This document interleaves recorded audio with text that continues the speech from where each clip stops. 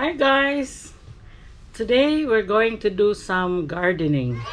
We're going to transfer some seedlings which are long overdue for transferring to a bigger pot.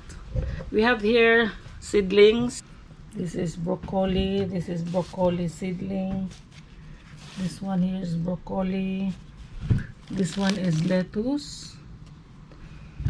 So we're going to transfer this tomato into this bigger pot, ice cream, empty gallons, and we're going to put some holes here for the water to drain. And we have our soil. So these are the tomato seedlings. It grew tall already and it's malnourished because it's limited to a very small pot. That's why it's long overdue to be transferred. I decided to transfer them in a pot like this one, a gallon of ice cream, because just in case it will bear lots of fruits, and if winter comes I can easily bring them inside the house, hopefully give off fruits. We're going to put some holes, any type of exit for the water, in order for the water not to stay. We're making use of empty ice cream gallons.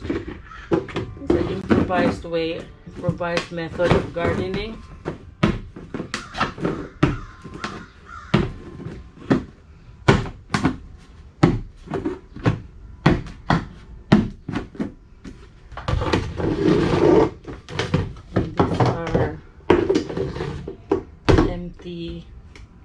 Containers, plastic containers of sky flakes. You can actually make use of these big containers for your garden or pots.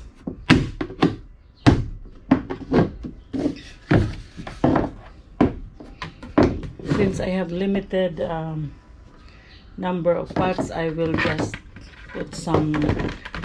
transfer some of these tomatoes, but the rest I will transfer them on the ground, especially these broccolis and this lettuce. Guys, while I'm doing this transplanting, I'd like to share a story about gardening. When I was in grade 6 back in the Philippines, each of the students were assigned a garden plot, rectangular garden plot, where we would do our gardening. And we really have a session or a subject labeled as gardening. And I remember every day our teacher would inspect if we brought a bolo, the tool for gardening. So we brought our bolo every day and we have a gardening session. So we were taught to prepare the plot for planting. So we took out the weeds and then we loosened the soil. As soon as the plot is ready for planting, we students planted seeds. The popular plants that we had at that time were okra, pechay, and tomato. So many of my classmates planted those, tomato, okra, and pechay. Now, for the tomatoes, we started with a seed bed. So we made seedlings out of the tomato, and then also pechay, because the seeds of pechay are very small, so that we need to grow them in a seed bed. But for the okra, I'm not going to wear gloves, but Oh, I have gloves there.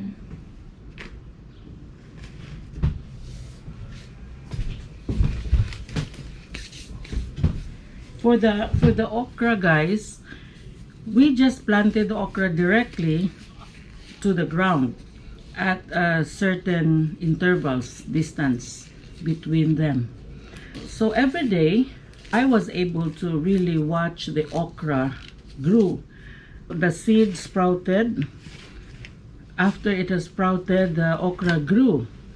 And it grew and grew until it gave off flowers. Yellow flowers, I think. I think that was. So these flowers later gave off fruits. And these were already the okra fruits. Then I realized at that time that you have to harvest the okra while they were young. Our teacher taught us that because once they are mature, you can't really eat them, can't really use them as vegetables because of those very hard fibers. So you have to harvest the okra young. If you want to get seeds for your next planting, you have to have some fruits grow to maturity so you can harvest the seeds for the next planting. So what I'll do here with my tomato is I will first water the seedling.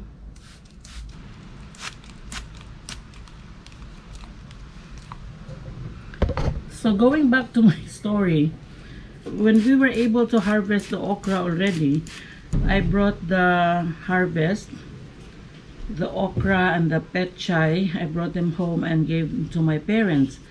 And my mother was very happy to have those vegetables. Seeing the happiness of my mom also brought satisfaction to myself that I was able to produce those products. And not only that, I was also awed by the fact that I was able to produce something, to create. There's that feeling of having created something.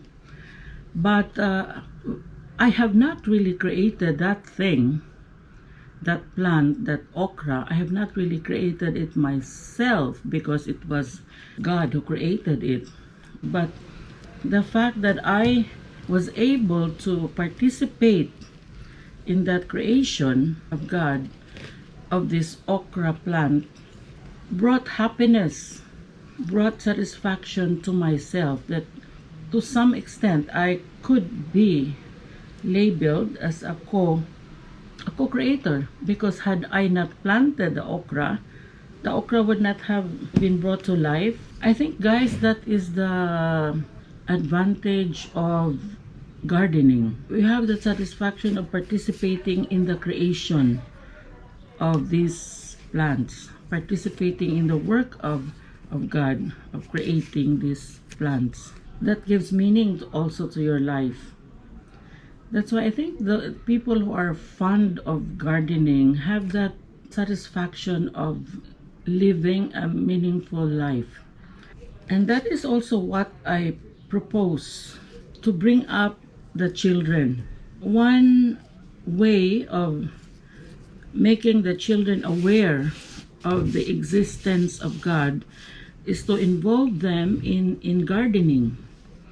And while you are doing the gardening, you can catechize them. You can teach them that, like for example, the seed of the okra.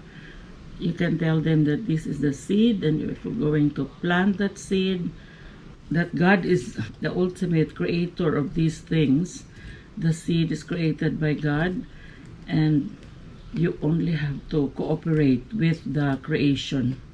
Maybe it's good also that when you plant, involving your kids, when you plant, you pray with the kids and entrust the plant to God, that God may bless what you are doing, bless the plant, and have the plant bear lots of fruits, and involve the kid in. So guys, we have finished with transplanting. So I think I definitely lack soil.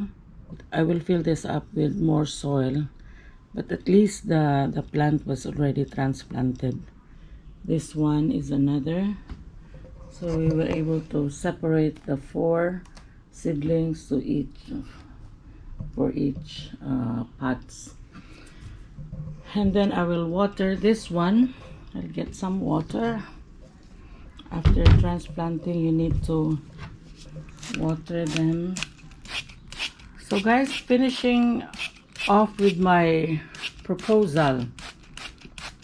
I was proposing that one way of catechizing our kids is to involve them in gardening and let them plant something, like for example an okra, where they could really see the fruits of their labor and they could really witness the growth of the plant.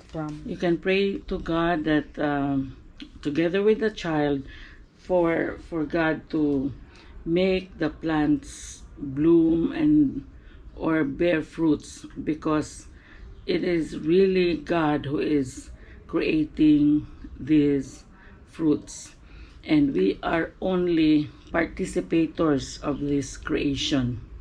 We can participate in the creation of God by doing the planting.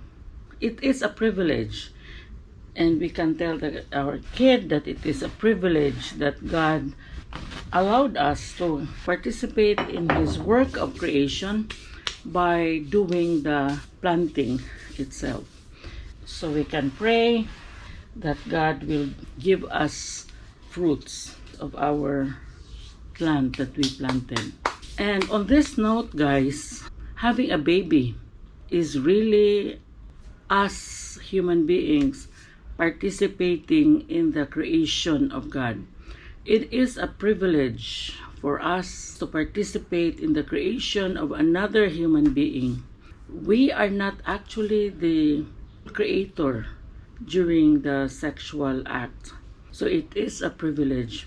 It is really repulsive when we have a conceived baby who we abort, because God gave us the privilege only of co-creating a baby, another human being. It's really an offense against God to abort that baby, because as I've said, it is just a privilege that we are given by God to participate in that creation of another human being, and we have no right to kill that baby. From planting, we are co-creating. We are given the privilege by God to participate in His creation by doing the planting ourselves of that human being that is conceived. And then to having a baby is a privilege given by God for us to participate in His work of creation. And we have no right to kill that baby, because we are not the ultimate creator. It is God Himself. Okay guys, that's just my reflection. Yeah, gardening is a good way to instill wonder in a child, in a kid, the wonder of having watched the plant grow and give off flowers or fruits. And you can direct the kid to God through the gardening by telling the kid that God is the creator of that. And then for products, you can tell the kids to ask God for more fruits, more flowers, because He is the ultimate creator. Okay guys, we have to do everything for the spiritual life of our kids, because the secular influence is very, very strong. Okay, that's it guys, and thank you for watching and thank you for listening. Till next time, bye. Guys, this is my apple tree. I bought the marketed plant 3 years ago. at Home Depot at a discounted price. You know, when summer is almost gone, they have the plants on sale. So I bought an apple tree and it's been giving off fruits.